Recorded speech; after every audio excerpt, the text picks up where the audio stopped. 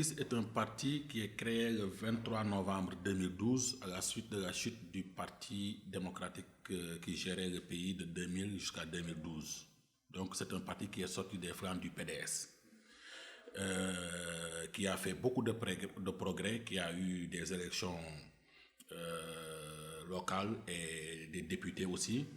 C'est un parti qui se porte très bien, un jeune parti très dynamique et présent sur l'ensemble du territoire national et international. On a vu ce qui s'est passé la fois passée au Saloum.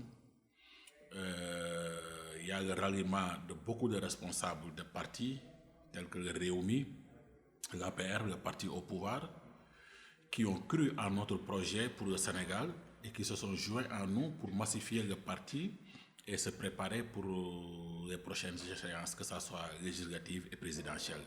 Donc, pour résumer, c'est un parti qui se porte très bien, un parti dynamique, un parti de concurrence, mais une concurrence saine derrière le président Pape Diop.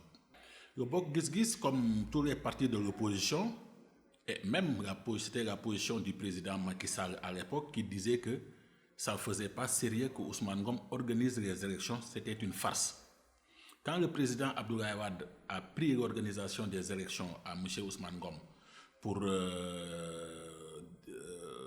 donner l'organisation matérielle des élections à une autorité qui se trouve sous la tutelle de Ousmane Ngom, le président Macky Sall s'est insurgé et a dit que c'était une farce et que toujours c'est M. Ousmane Ngom qui contrôlait tout.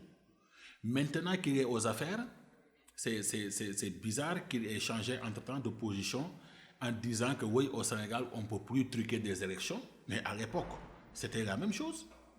Donc, nous disons que M. Abdoulaye Daouda Diallo est un militant convaincu de l'APR. C'est un maire d'une commune du Sénégal.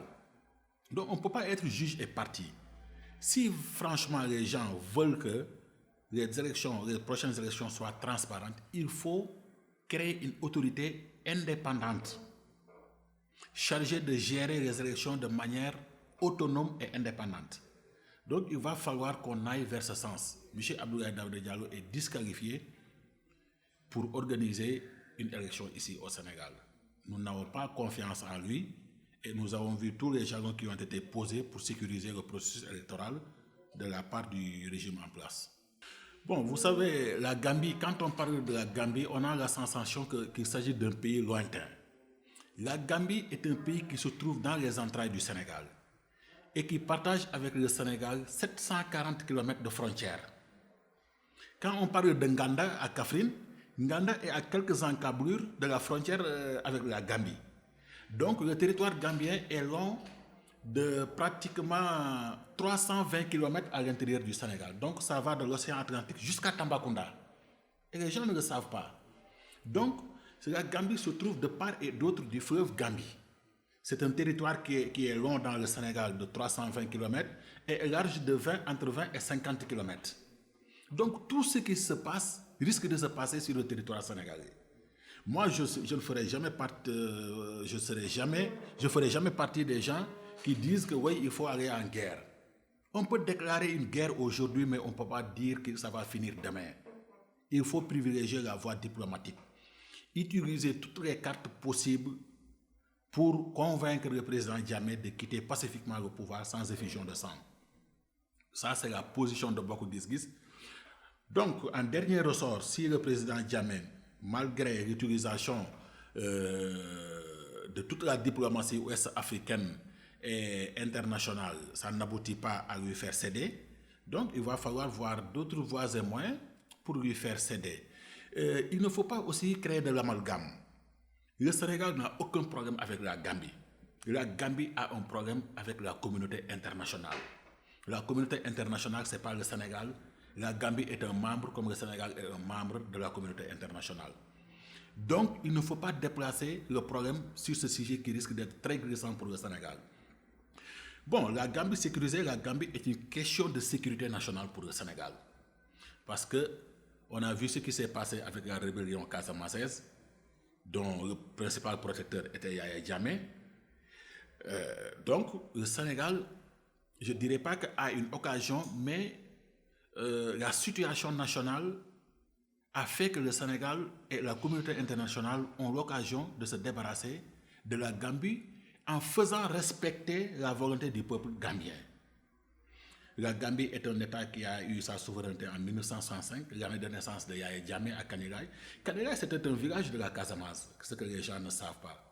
Après les accords de 1965, le président Senghor a cédé le village de Kanilai à la Gambie. C'est ainsi que les gens qui habitaient là-bas sont devenus des Gambiens.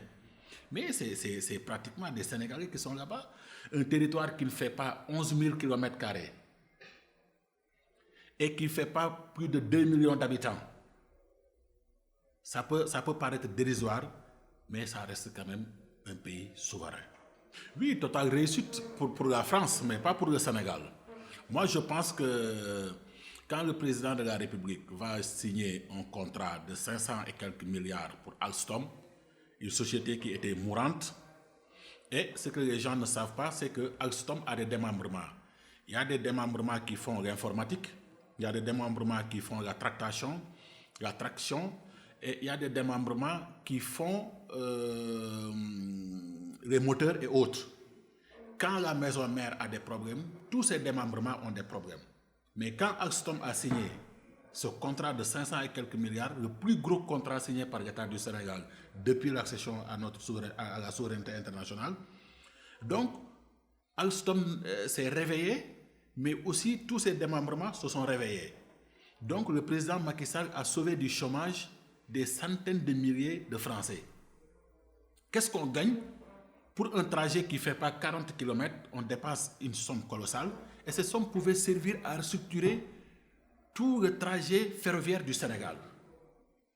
Moi, je pense que c'est une question de choix. C'est des dépenses de prestige dont le Sénégal n'a pas besoin. Il faut aller vers l'essentiel, aller vers l'agriculture. Et tant qu'on n'aura pas développé notre agriculture, le Sénégal n'ira nulle part.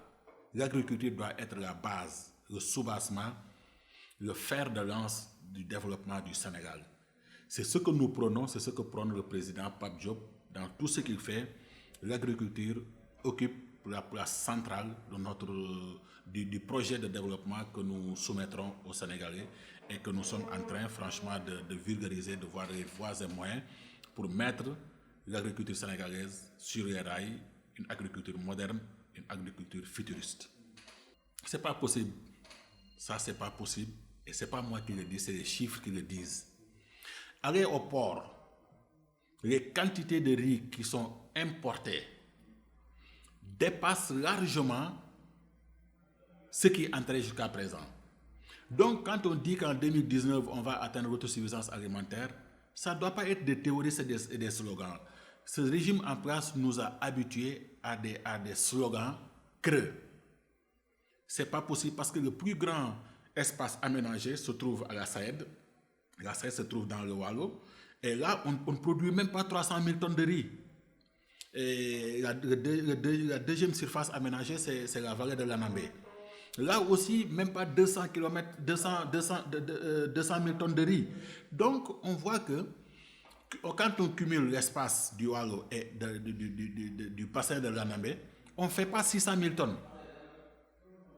Donc, même pas la moitié du besoin du Sénégal en matière de riz.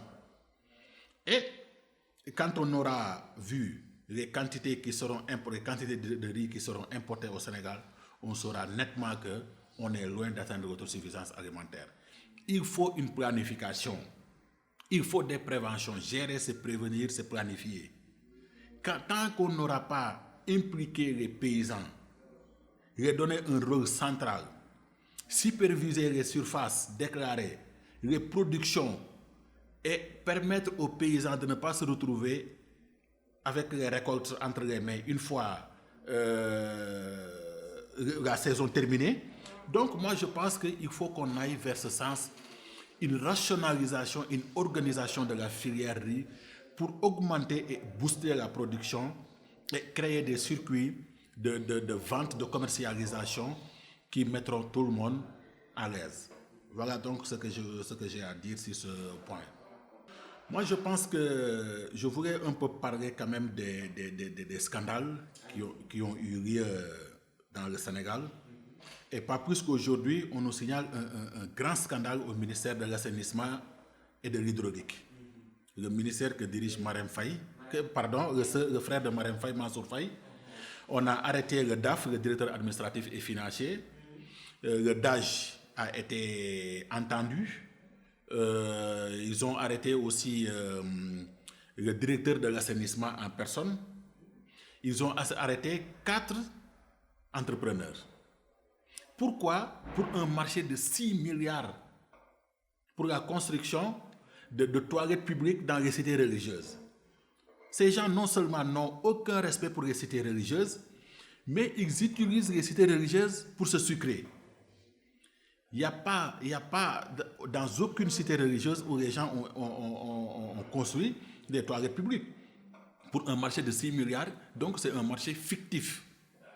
Au moment où je vous parle, le dossier est entre les mains de la DIC et les enquêtes continuent, mais il reste que des gens ont été arrêtés, le DAF et le directeur de l'assainissement. Mais le responsable du ministère, c'est Mansour Faye. C'est lui que le président a confié la gestion de ce ministère. Donc il est responsable au même titre que ces gens qui ont été arrêtés ou entendus. On a vu aussi l'affaire Big Togo, un Ivoirien qui a été débarqué du gouvernement de la Côte d'Ivoire par Alassane Ouattara pour des affaires de détournement des objets, des déchets toxiques, des victimes des déchets toxiques qu'on devait dédommager. Le monsieur a détourné l'argent. Il est actuellement poursuivi en France pour escroquerie. C'est ce même monsieur qui gagne le marché des visas biométriques. Donc moi je pense que il y a aussi ce qui est grave, et on en parlera les prochains jours, ce qui se passe au ministère de l'Intérieur, qui détient la palme de la malgouvernance. Il y a aussi le ministère des Finances. C'est partout au Sénégal, le marché de gré à gré a atteint des chiffres hallucinants. On ne peut pas continuer comme ça. Il faut que les gens arrêtent de jouer avec l'argent public. Donc on va suivre évidemment ce qui se passe au ministère de l'assainissement et de l'hydraulique, qui constitue un très grand scandale, et nous verrons encore ce qui se passe. Donc je remercie les auditeurs de CNews. Je suis très heureux de cet entretien et je souhaite que cet organe soit un organe bien implanté sur le territoire national et à l'international, avec des principes et la déontologie journalistique. Je vous remercie.